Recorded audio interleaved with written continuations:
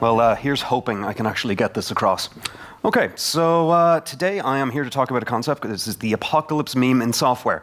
What I hope to get across in this lightning talk is that the concept of the apocalypse influences how we write our software, and it affects our thinking in dealing with big systems.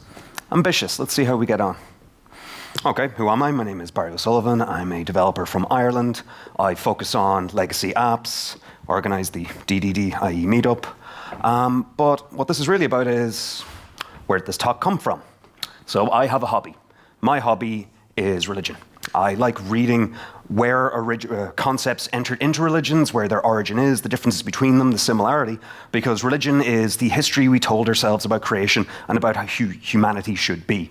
And it turns out a lot of old stuff in religion is still hanging around in our zeitgeist, our shared consciousness, that affects everything we do. Okay, so let's talk about the origins of gods. First off, we have polytheism. So polytheism means that there are many gods. And with polytheistic systems, some of the gods are at war, some aren't, some work together, some frolic, but overall there are different gods for different regions. Enter Zoroastrianism. So Zoroastrianism is a religion, and it is the first recorded religion with monotheism, which means it's the first recorded religion with a singular god. This was an interesting concept. Before this concept was introduced, everyone had multiple gods, and even if they had one big god, that big god was just local to their community, and if you went over somewhere else, oh well, they would have a different god. So different communities, they each thought that they had a main god, but still polytheistic. Monotheism, there is one god, they rule everything, this says they have made the universe, etc., etc. So the thing is that monotheism is the popular brand, at least in the West. So with it, the evolution of the concept. Judaism was originally polytheistic. Yahweh originally was a local god. But what happened is certain part of the Judaism, the culture, religion, were held captive by the Zoroastrians. And that influenced their religion. They brought back, not only is Yahweh the local god and great, he is the god. So that stepped into that. Same concept influenced Christianity. Same concept exists in Islam. Same concept exists in Jehovah's Witnesses. There's all evolutions of the same concept. Though monotheism has one fundamental problem. If there's a single God, and that God is all-powerful and good, why is the world flawed? Which means we have to introduce a contrasting character. We have to create a villain that is the reason for badness in the world. Enter the devil. So so technically it's not actually monotheism. All monotheistic religions are actually duotheistic, but there is one all-powerful good, and we have to work with it to succeed. So this leads to a problem. It ends up with a combat between an existing world that is flawed and the question of, well, why isn't it this idealized perfect world that we should have? And so what we say is, this is where the apocalypse meme enters it, and this is originally the Zoroastrian version. The current world is flawed, the perfect world is possible, and we will reach that perfect world. It's going to definitely happen.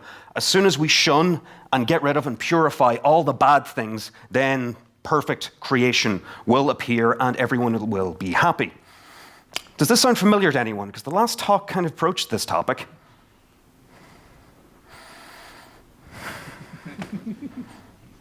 We are the shining developers coming down with our purity. We have come from the ideological perspective of the complete rewrite, this perfect system. It's got everything we need. And what we're fighting is the evil, the shunning, the current system, and the lazy previous developers. Because if we were, the previous developers, we're not going to fight ourselves. This is just what happens. So yeah, this is the apocalypse meme entering how we think about software. And it has certain consequences. So first off, current system is flawed. A perfect system is possible. It's not even a perfect system. It's the perfect system. And so we just have to get rid of the current system. We just have to wash our hands of it, shun it, and then just start rewriting this big thing, and then suddenly, happy days. So this entered the concept of the big rewrite. So what I mean by this is the complete green field that is completely separated from the existing system. It's not even tangible, like there's absolutely no cognitive coupling at all because it's based on an ideology and it's based on the new thing is right and the old thing is bad and evil and therefore should be shunned. It encourages no analysis or interpretation of the existing system because it is based on the abstract concept of purity, which, yes, nice, but it also means that you're not grounded in reality. Because the fact is that the existing code base, the existing legacy system, that's reality. That's exerting control. So yeah, this is just based on how we think. We are so attracted to this idea, and it's an incredibly attractive idea. But it has other reasons for it's more attractive, because the apocalypse meme is still propagating because of the way our heads work. So these are multiplier heuristics. So these are the cognitive biases that exist in our brains and how we interpret things that lead us to even go, this is definitely the right thing. So first off, it's a false dichotomy. You either have the old rubbish system or a new perfect system. You have to choose one or the other. Like that's a false dichotomy, and we fall into those traps. Tribalism. So tribalism is the same thing. You know, we are the new developers. We are heterogeneous and good. They are the old bad developers. Their practices are evil, and we should shun them. We are pure, et cetera, et cetera. The availability heuristic. This one's interesting because this is about the information available to us about how painful it is to modify the system. With the legacy system, we feel a lot of pain. There's a lot of available information about how painful it is to work with. But for the system that doesn't exist yet, there is no available pain. So it seems like there is no pain. So we cannot see the pain that the new rewrite will bring into our lives. So we imagine that as, well, clearly there's none. So it's a no-brainer. And then finally, the optimism bias. I guarantee you, even after listening to all of this, there's this little part of your head that's telling you, but I'm the exception to the rule here. I have that. I've failed this many times, and I still, part of me thinks I'm special. So this is just wiring.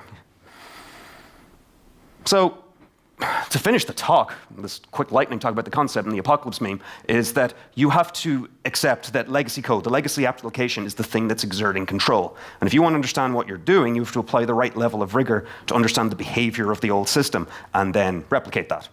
Otherwise, you are just being driven by an abstract ideology that is going to end up doubling down on itself recursively, because it's based on belief rather than facts, until it'll eventually consume itself in a big fiery ball, and the rewrite is abandoned. So I think that's the talk. Thank you very much.